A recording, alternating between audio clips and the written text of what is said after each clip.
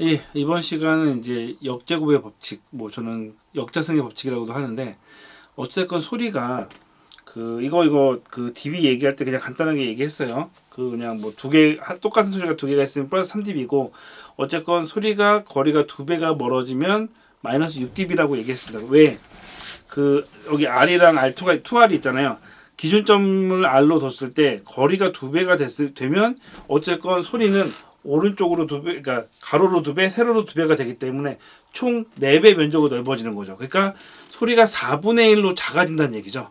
소리가 어쨌건 퍼지게 되면서 힘이 어찌됐건 그러니까 이게 점이 퍼지게 되면서 이게 좌우로 발라지고 가로 세로 나눠지면서 두 거리가 두 배가 됐을 때 힘이 4분의 1이 되기 때문에 그래서 4배가 6dB잖아요. 4분의 1 그렇기 때문에 마이너스 6dB가 된다라고 설명을 했습니다. 그래서 이 공식에 대한 것이 이제 역자승의 법칙, 역제곱의 법칙이라고 하는데 여기서 이제 더 추가적으로 말씀드리는 건 뭐냐면 나중에도 이제 계산식을 할 때 기준점 예를 들어서 이 스피커의 소리의 크기가 뭐 130dB 데시벨이다라고 할 때 그 130dB 데시벨이 어느 기준이라고 한다면은 그건 1m라고 생각하시면 됩니다. 스피커에서 거리가 1m라고 했을 때 그걸 기준으로 해가지고 스피커의 출력을 표현한다는 말씀을 드렸고요. 소리를 이야기할 때 이제 이 역제곱의 법칙에 의해서 요 표가 있긴 하지만 여기서 하나 알아두셔야 될 것 중에 하나가 이거는 이제 소리 음원이 그게 있어요. 점음원, 선음원, 면음원이라는 게 있는데 점음원은 뭐냐면 어쨌건 소리가 한 곳에서 소리가 나가지고 한 점이죠.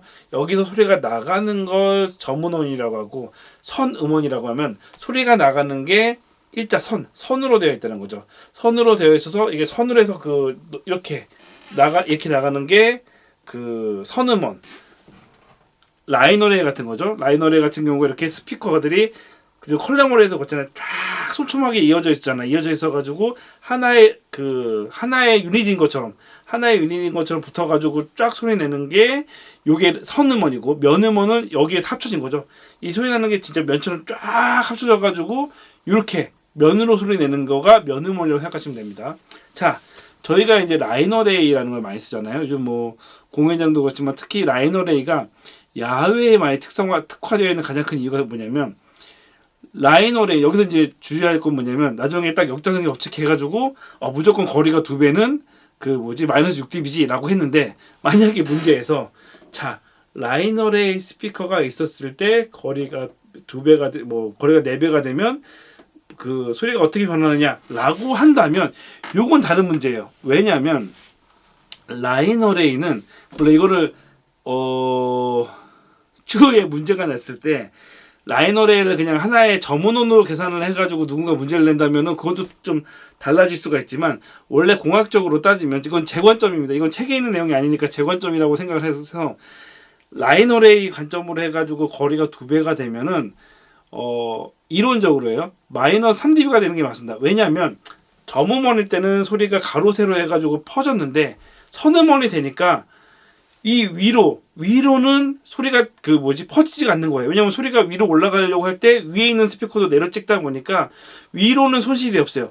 좌우로만 손실이 있기 때문에 이런 경우에는 역제곱의 법칙에 상관이 없기 때문에 상관없지만 어쨌건 좌우로는 소리가 퍼지기 때문에 이럴 때는 이제 면이 두 배가 되니까 거리가 두 배가 됐을 때는 면이 두 배가 되는 거죠.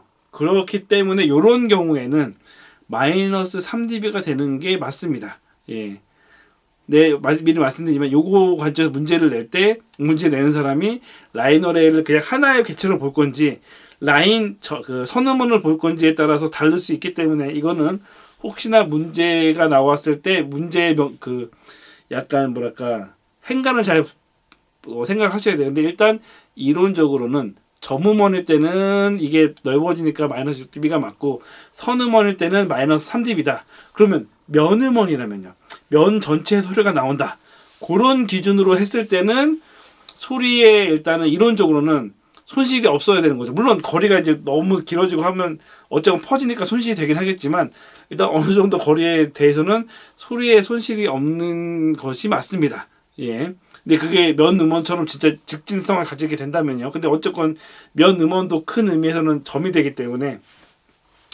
근데 어찌됐건 가까운 거리에서 일단은 점음원, 선음원, 면음원이 있을 때 점음원은 마이너스 6dB, 선음원은 마이너스 3dB, 그리고 면음원은 그냥 손실이 없다라는 기준을 했을 때 저희가 라이노레일을 쓰는 이유가 직지성이 강한 거죠. 이렇게 직지성으로 쫙 퍼지고 소리가 멀리 날아가기 때문에. 그러니까 저희가 호스 같은 거 저희가 호스 같은 거 약간 꾹 누르게 되면 면적이 작아지면서, 왜냐면 이거예요. 소리가 나가려는데 위에서 막기 때문에 이게 이 위로 올라가려는 힘이 앞으로가 나가는 거잖아요. 그래서 물줄기가 멀리 나가는 것처럼 라이너레일 스피커의 그 강점이 그거라는 거죠. 예, 그래서 요런 게 있다. 역제곱의 법칙을 얘기할 때 점선면을 한번 생각해 볼 필요가 있다. 이 말씀 드리고 싶었어요.